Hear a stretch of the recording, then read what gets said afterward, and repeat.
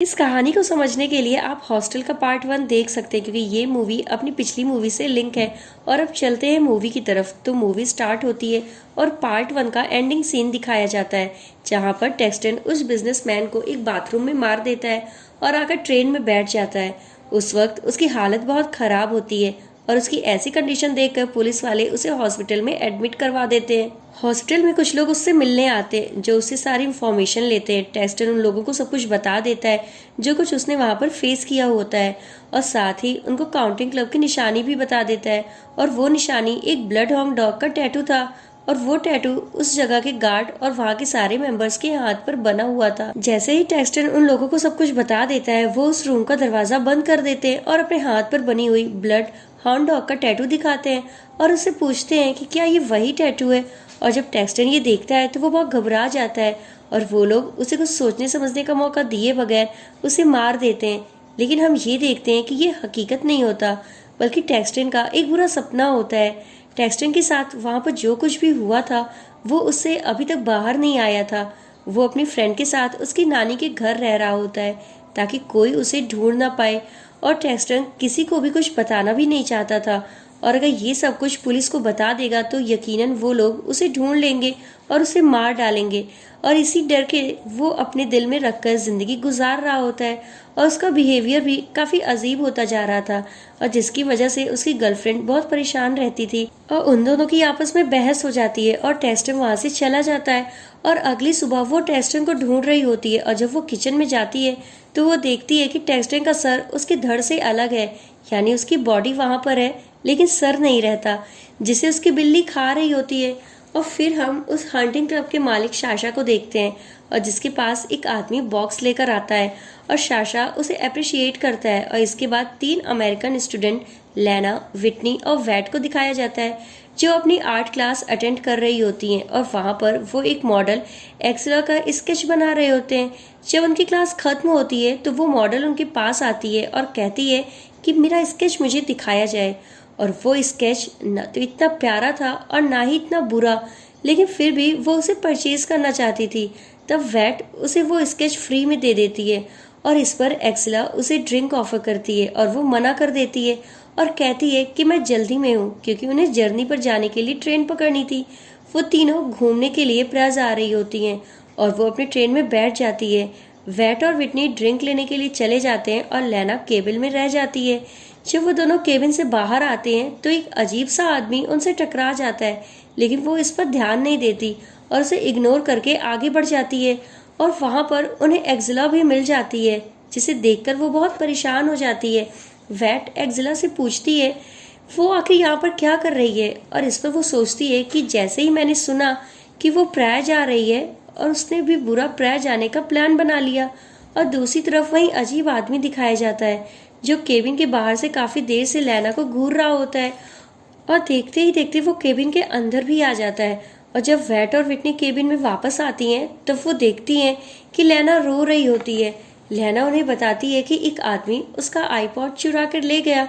तभी वहां पर एक्सला आ जाती है और उनका आईपैड उनको वापस कर देती है, और ये कहती है कि एक आदमी ने उसका पर्स जबरदस्ती खींचने की कोशिश की थी, और तब इसी दौरान उसकी पॉकेट से ये गिर गया था।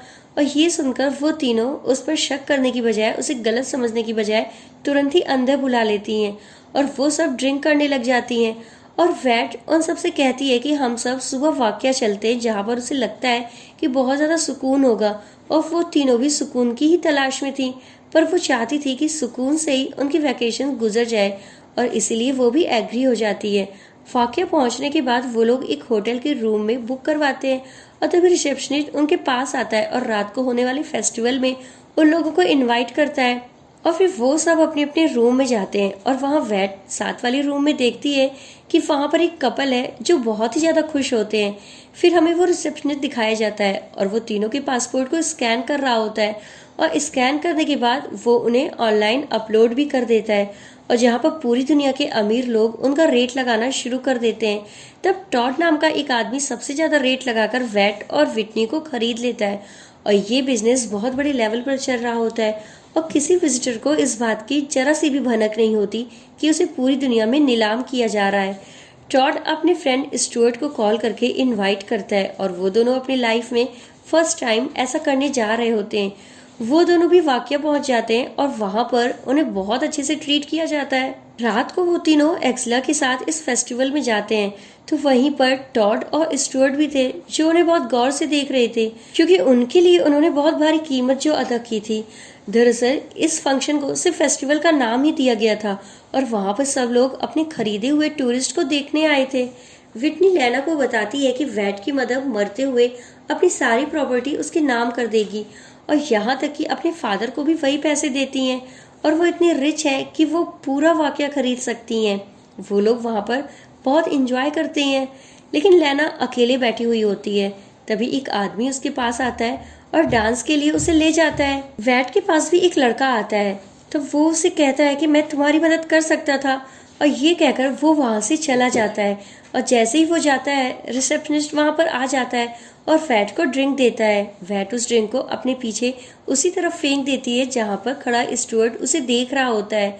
वैट उसे सॉरी कहती है और उस ड्रिंक ऑफर करती है। ड्रिंक लेने जाती है तब लैना उसे कहती है कि वो आदमी उसे बार तक ले जाने के लिए चाहता है, जिस पर वैट साफ इनकार कर देती है और वो कहती है कि हमें अजनबियों पर भरोसा नहीं करना चाहिए। और वो ड्रिंक लेकर स्टुअर्ट के पास चली जाती है और वो दोनों काफ़ी बातें करते हैं। और जैसे ही वैट जाने लगती है, स्टुअर्ट उसे गुड नाइट वैट कहता है और वैट वहीं पर तब रुक जाती है और ये सोचती है कि उनकी सारी बातचीत में कहीं पर भी उसने अपना नाम तो उसे बताया ही नहीं। जब स्टुअर्ट उसे कहता है कि मैंने तुम्हारी फ्रेंड्स को तुम्हारा नाम लेते हुए सुना था, तब वैट को उसकी बात पर बिलीव हो जाता है और वो वहाँ से चली जाती है। और आगे जाकर वो देखती है कि लैना एक आदमी के साथ बोट पर बैठकर कहीं जा रही होती है और वो उसको रोकने की काफ़ी कोशिश करती है, लेकिन इसका कुछ भी फायदा नहीं होता। और उस आदमी का नाम रोमन होता है और वो लैना को एक सुनसान जगह पर लेकर के जाता है जहाँ पर कुछ लोग उसे बेहोश कर देते हैं। और फिर वैट और विटनी वापस हॉस्टल में आ जाते हैं और एक्जिला लैना के लिए वहीं पर रुक जाती है।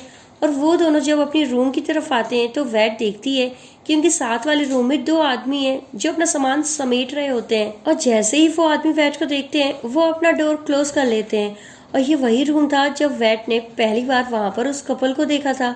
और अगली सुबह हम ये देखते हैं कि जब वैट और विटनी एक्जिला के साथ उस पूल में काफ़ी इंजॉय कर रही होती हैं और साथ में वो ये भी सोचती हैं कि लैना भी शायद रोमन के साथ इंजॉय कर रही होती है, लेकिन लैना बहुत मुश्किल में थी। उसे बाथटब के ऊपर उल्टा लटकाया गया था और देखते ही देखते उस बाथटब में एक औरत आकर लेट जाती है और एक वेपन लेती है और उसे लैना की बॉडी पर कई बार कट लगाती है, जिससे उसका बहुत ज़्यादा खून निकलता है और वो नीचे गिरता है। और वो औरत उसके खून से नहा रही होती है और फिर उसका गला काट देती है और जो बचा हुआ खून होता है वो उससे भी नहाती है। और फिर हम वैट को देखते हैं जो कि पूल में सोई हुई होती है। जब वो उठती है तो उसके आसपास कोई भी नहीं रहता और वहाँ पर वो बिल्कुल अकेली होती है और वो विटनी को ढूंढने जाती है, लेकिन कुछ गार्ड्स वहाँ पर उसे पकड़ने के लिए आ जाते हैं। उससे बचने के लिए वो एक दीवार पर चढ़ जाती है और बाहर कूद जाती है और मेन रोड पर आ जाती है। और वहाँ पर उसे वही लड़का नजर आता है जिसने फेस्टिवल में उसे डांस के लिए पूछा था। वैट उसे हेल्प मांगती है, लेकिन वो उसकी हेल्प के लिए मना कर देता है और वहाँ से वापस चला जाता है। वैट जंगल की तरफ भागती है और वहाँ पर वो भी क्रिमिनल बच्चे उसे घेर लेते हैं और उसे काफ़ी पीटते हैं। तभी वहाँ पर एक्जिला आ जाती है और उस वक्त उसे साथ शाशा भी होता है और वो वैट को वहाँ से ले जाती है। शाशा सब बच्चों को एक सीधी लाइन में खड़ा कर देता है और उनसे कहता है कि वो किसी एक बच्चे को आगे की तरफ फेंके। बच्चे बिना कुछ सोचे समझे बगैर एक लड़की को आगे की तरफ फेंक देते हैं।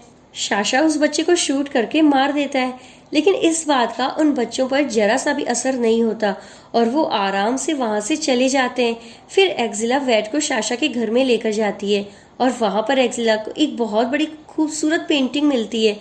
और यहाँ पर हमें ये बात तो समझ आ जाती है कि ये सब कुछ एक सोचा समझा हुआ प्लान है, क्योंकि इतनी बड़ी और इतनी खूबसूरत पेंटिंग होने के बावजूद भी एक्जिला वैट से उस पेंटिंग को खरीदने की आखिर जिद क्यों की थी। और दूसरी तरफ एक मेकअप आर्टिस्ट विटनी को उन क्लाइंट्स के लिए तैयार कर रहा होता है। विटनी बड़ी मुश्किल से उनसे बचकर वहां से भागती है, लेकिन वहां पर हर तरफ सीसीटीवी कैमरास लगे होते हैं और गार्ड सारी जगहों को सील कर देते हैं और वो वहां से भाग नहीं पाती। वैट एक्जिला की रूम में आती है और वो उसी आदमी की फोटो देख लेती है जिसने ट्रे में लैना का आईपैड चुराया था। और उसके साथ एक दूसरी पिक्चर भी होती है जो पार्ट 1 में दो लड़कियों की थी, जिसमें नतालिया और एटलाना थी। वैट विंडो से बाहर देखती है और वहाँ पर वो वही गार्ड्स होते हैं जो पूल में उसे पकड़ने के लिए आए होते हैं। तब उसे इस बात तो समझ में आ जाती है कि एक्जिला भी इन सब चीज़ों में मिली हुई है और फिर वो खुद को एक वार्डरोब में बंद कर लेती है। तो वहाँ पर उसे एक सीक्रेट रूम मिलता है जहाँ पर बहुत लोगों के सर एक ट्रॉफी की तरह रखे होते हैं और उन्हीं सरों में टेक्सटन का सर भी उसे मिल जाता है और गार्ड वहाँ पर आकर उसे पकड़ लेते हैं और दूसरी तरफ टॉड और स्टुअर्ट भी तैयार होकर उस लोकेशन पर पहुँच जाते हैं। कपड़े चेंज करने के बाद वो दोनों अपने रूम में चले जाते हैं। स्टुअर्ट जब अपने रूम में जाता है तब वहाँ पर वो वैट को देखता है और काफ़ी घबरा जाता है और जिस पर वो वैट को बताता है कि वो यहाँ पर नहीं आना चाहता था, पर अपने फ्रेंड के इंसिस्ट करने पर वो यहाँ पर आया है और वो वैट को खोकर आज़ाद कर देता है और वैट वहाँ से भागने लगती है और जैसे ही वो दरवाजे तक पहुँचती है वो उसे पीछे से मारकर बेहोश कर देता है और फिर से उसे कुर्सी में बांध देता है। और दूसरी तरफ टॉड विटनी को टॉर्चर करने के लिए पावर कटर चूज करता है और जैसे ही वो उसे उसके सर पर चलाता है वो उसके स्कैप पे अटक जाती है और विटनी को देखकर उसे काफ़ी घिन आती है और उसे इस हालात में छोड़कर वो वहाँ से चला जाता है। लेकिन उस क्लब का कॉन्ट्रैक्ट यही था कि उसे मारे बगैर कोई भी वहाँ से नहीं जा सकता था। टॉड उस रोल को तोड़ देता है और वो लोग उसे सज़ा देने के लिए अपने जंगली कुत्ते उसकी तरफ छोड़ देते हैं जो कि उसे बुरी तरह से चीरफाड़ करके उसे खा जाते हैं। और उसके बाद वो विटनी को मेडिकल एड देते हैं और उसकी पिक्चर बनाकर सब उसको दिखाते हैं। वो अपने क्लाइंट्स को कम ऑफर के सस्ते दामों पर सेल कर रही होती है और इस ऑफर को लेकर के वो स्टुअर्ट के पास भी जाते हैं और जब वो सोचता है कि ये वैट की फ्रेंड है तो वो इसको लेने के लिए यस बोल देता है और वो विटनी को मार देता है और उसका नेकलेस लेकर वो वैट को पहना देता है। वैट अपनी जान बचाने के लिए उसे सेड्यूस करना शुरू कर देती है और वो उसके हाथ पर खोल करके उस टेबल पर लिटा देता है और वो वैट के करीब आता है लेकिन उसे वैट उस पर हमला करके उसे काफी जख्मी कर देती है और उसे कुर्सी में बांध देती है। तभी वो सिक्योरिटी गार्ड्स भी वहां पर पहुंच जाते हैं और जिस पर उन्होंने गन पॉइंट पर कहती है कि वो स्टुअर्ट को काट दे और फिर डिमांड करती है कि साशा को यहाँ पर बुलाया जाए। तभी साशा भी वहां पर पहुंच जाता है और उन दोनों को मारने का ऑर्डर दे देता है। तभी वैट उनसे एक डील ऑफर करती है क्योंकि वो बहुत अमीर होती है और वो उन्हें मुंह मांगी रकम देने के लिए तैयार होती है जिसमें वो उसे वहाँ के रूल बताता है कि वहाँ का मेंबर बनने के लिए किसी एक को मारना होगा।